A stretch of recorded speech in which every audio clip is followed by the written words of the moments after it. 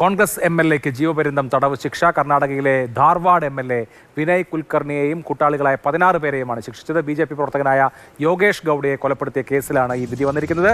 KV Sreedharan വിവരങ്ങളുമായി. ശ്രീധരൻ, ഒരു MLA തന്നെയാണ് ഇപ്പോൾ ശിക്ഷിക്കപ്പെട്ടിരിക്കുന്നത്, അതും ജീവപര്യന്തത്തിന്. എന്താണ് ഈ കേസ്?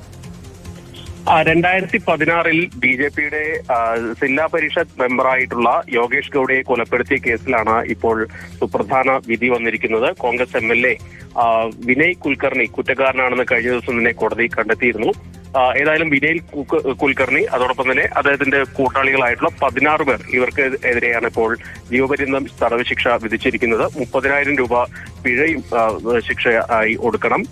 ഏതായാലും 2016 ജൂണിലാണ് കേസിനാസ്പദമായിട്ട് സംഭവം നടക്കുന്നത്. ജിമ്മിൽ വെച്ച് ഈ ജില്ലാ പരിഷത്ത് മെമ്പറായിട്ടുള്ള ഈ യോഗേഷ് ഗൌഡയെ വെട്ടിക്കൊലപ്പെടുത്തുകയായിരുന്നു ഒരു സംഘം.